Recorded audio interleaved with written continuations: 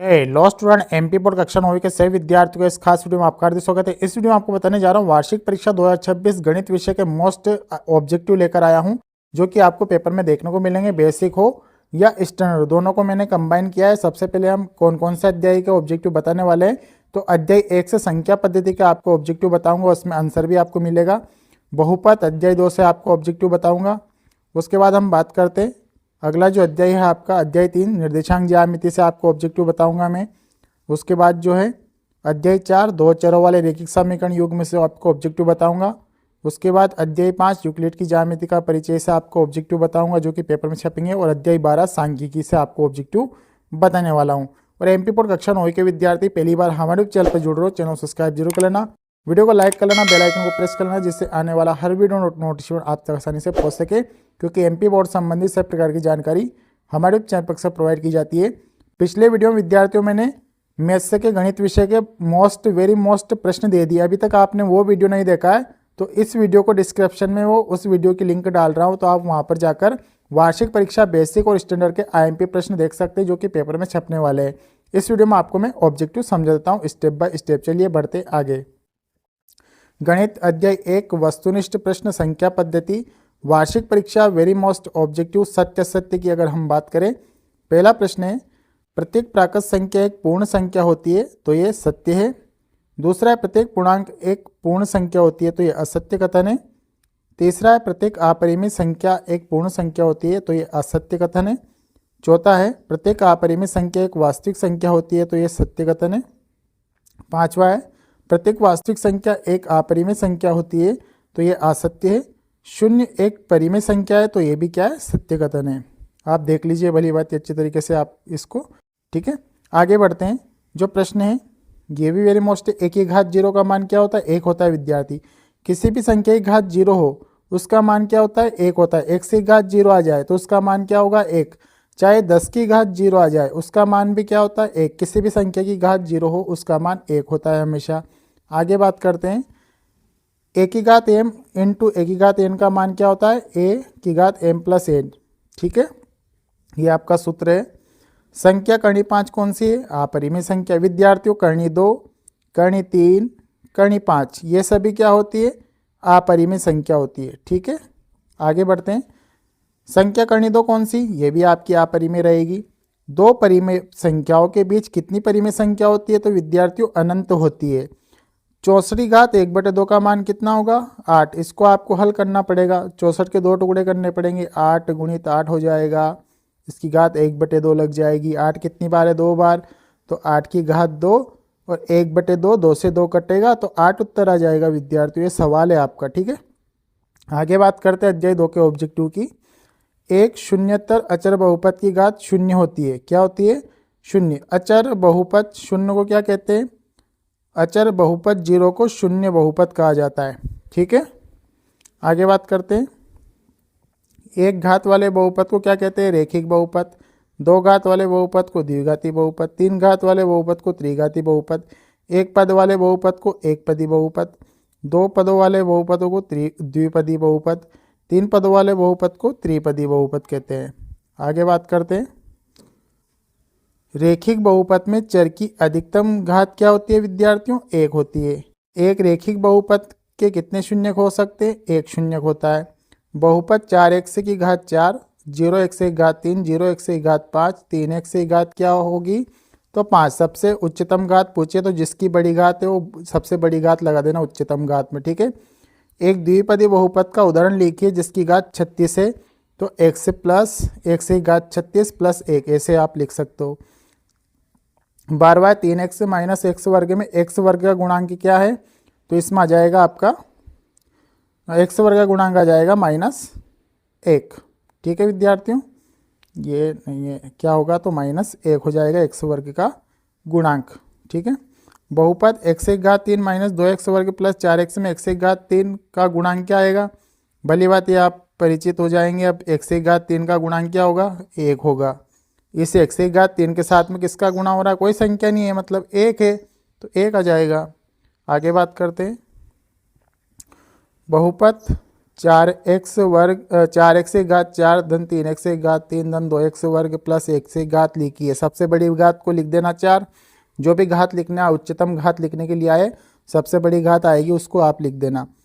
P x बराबर x plus 5 शून्य होगा, शून्य का आपको ऋण 5 आएगा। ये शून्य कैसे निकालते हैं, जैसे एक्स प्लस 5 का शून्य निकालना है तो बराबर 0 लगा देंगे, धन का 5 उधर जाएगा बराबर से तो ऋण का 5 ही तो बनेगा।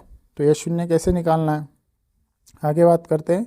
बहुपद पी वाई बराबर वाई वर्ग माइनस वाई प्लस 1 के लिए P1 का मान 1 वो आपको निकालना पड़ेगा। शून्य बहुपद की घात क्या होती है, परिभाषित नहीं। शून्य बहुपद की घात क्या होती है, तो परिभाषित नहीं। वेरी मोस्ट है, परिभाषित नहीं लिखना, शून्य मत लिख कर जाना विद्यार्थियों। बहुत सारे विद्यार्थी शून्य बहुपद की घात शून्य लिख कर आ जाते हैं। शून्य बहुपद की घात जो है परिभाषित नहीं होती है, ठीक है। चलिए आगे बढ़ते हैं। अध्याय 3 निर्देशांक ज्यामिति का ऑब्जेक्टिव देख लेते हैं। क्षैतिज रेखा को क्या कहते हैं, एक्स अक्ष। ऊर्ध्वाधर रेखा को वाई अक्ष। अक्षों के प्रतिच्छेद बिंदु को क्या कहते हैं, मूल बिंदु। मूल बिंदु के निर्देशांक क्या होते हैं, 0 होता है ना। तल को कहा जाता है कार्तीय तल या निर्देशांक तल, दोनों लिख सकते हैं आप। वाई अक्ष को कहा जाता है निर्देशांक या कोटि, दोनों लिख सकते हैं। एक्स अक्ष को कहा जाता है निर्देशांक या भुज। चलिए आगे बढ़ते हैं। बिंदु ऋण 3,5 चतुर्थांश में स्थित है। अब आपको चतुर्थांश याद होना चाहिए, चारों चतुर्थांश। पहले माइनस का बाद में प्लस का होता है तो द्वितीय में रहता है। कार्तीय तल में बिंदु 1,1 स्थान है, प्रथम चतुर्थांश है, दोनों प्लस के। बिंदु 0,7 अक्ष पर स्थित होगा, तो अगर आगे 0 आए बाद में संख्या आए तो वाई अक्ष पर होता है। बिंदु ऋण 7,0 अक्ष पर स्थित होगा, एक्स अक्ष। आगे संख्या आ जाए और बाद में 0 आए तो एक्स अक्ष पर लिखना है आपको, और आगे 0 आ जाए बाद में संख्या आए तो वाई अक्ष पर आपको लिखना है। एक्स अक्ष की कोटि सदैव होती है, शून्य होती है। वाई अक्ष की भुज सदैव होती है, शून्य होती है। वेरी मोस्ट ऑब्जेक्टिव दे रहा हूँ विद्यार्थियों, इसमें से बहुत सारे आपको देखने को मिलेंगे। 3 अध्याय से बहुत सी बार सही जोड़ी में भी देखा गया है।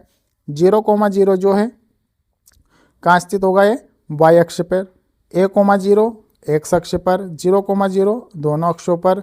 भुज क्या होता है, एक्स निर्देशांक होता है। कोटि क्या होती है, वाई निर्देशांक होती है। उत्तर ही है, सामने उत्तर दे दिए मैंने, ठीक है। इनको आप पढ़ लेना, बहुत शानदार सही जोड़ी है, बहुत सी बार पूछी गई है, 1-2 पॉइंट पूछे गए इसके। अध्याय 4 की बात करते हैं, 2 चरों वाले रैखिक समीकरण युग्म। वाई अक्ष का समीकरण क्या होता है, x बराबर 0। एक्स अक्ष का समीकरण क्या होता है, y बराबर 0।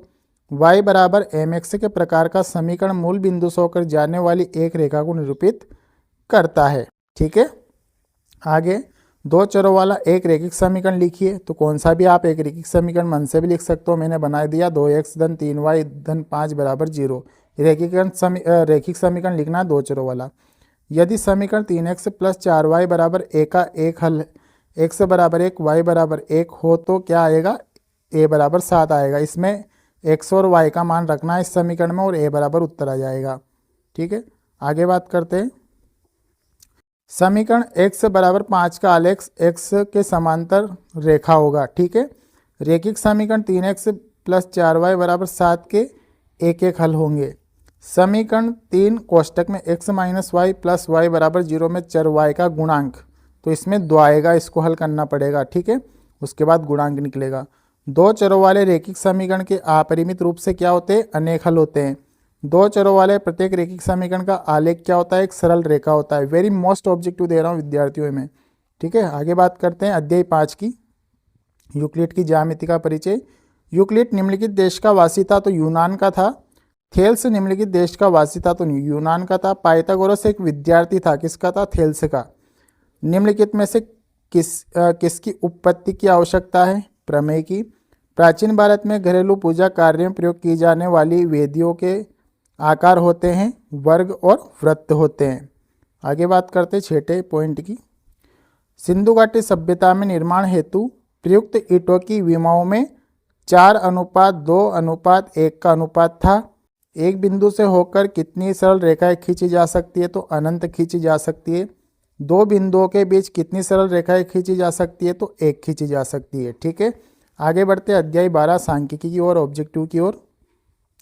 एक निश्चित उद्देश्य से एकत्रित किए गए तथ्यों या अंकों को कहते हैं, तो आंकड़े कहते हैं। आंकड़े का बहुलक। बहुलक कैसे निकालते हैं विद्यार्थियों? सबसे अधिक बार संख्या देख लेना, सबसे ज़्यादा कौन आ रहा है? 3 3 3 आ रहा है तो 3 बहुलक बन जाएगा।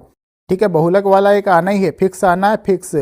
बहुलक आपसे पूछा जाएगा तो आपको क्या करना है? बहुलक आपको मैंने समझा दिया, सबसे अधिक बार जो संख्या दिखे वो आपकी बहुलक रहेगी। ठीक है, चर के औसत मान को क्या कहते हैं? तो माध्य कहते हैं विद्यार्थियों। अधिकतम बारंबारता वाले पद को क्या कहते हैं? तो बहुलक वर्ग कहते हैं, या बहुलक लिख सकते हैं, या बहुलक वर्ग। वर्ग 10 से 20 का मध्यमान होगा तो 15 होगा। मध्यमान कैसे निकालते हैं विद्यार्थियों? 10 से 20 का, 10 और 20 को जोड़ दो 30 और इसमें 2 का भाग लगा दो, कितना आ रहा है?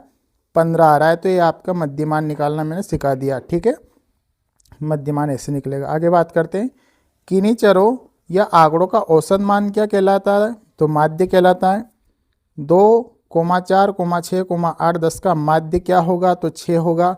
माध्य कैसे जोड़ा जाता है? माध्य कैसे निकलता है? आंकड़ों का योग बटे आंकड़ों की कुल संख्या। इन सभी का आपको योग करना है और कुल संख्या कितनी है उसका आपको भाग लगा देना है। जैसे 10 और 8 कितना हो गए? 18, 18 से कितना हो गए? 24, 24 और 4 कितना हो गए? 28, 2, 30 और कितना आंकड़े? 5। तो 30 में 5 का भाग 6 उत्तर आ जाएगा। आंकड़ों के अधिकतम एवं न्यूनतम मानों का अंतर आंकड़ों का क्या कहलाता है? परिसर कहलाता है। तो वेरी मोस्ट मैंने आपको ऑब्जेक्टिव समझाए, इसमें से आपको बहुत सारी हेल्प देखने को मिलेंगी जो अध्याय 1, 2, 3, 4, 5 और अध्याय 12 के मैंने आपको ऑब्जेक्टिव बताए हैं। और आप जो है वो वीडियो भी देख लेना जो मैंने आईएमपी प्रश्न दे रखे वार्षिक परीक्षा मैथ्स के बेसिक और स्टैंडर्ड के, इस वीडियो की डिस्क्रिप्शन में मैं डाल दूंगा। मिलेंगे नेक्स्ट वीडियो में नए टॉपिक के साथ, तब तक के लिए से विद्यार्थी को नमस्कार, जय हिंद, वंदे मातरम।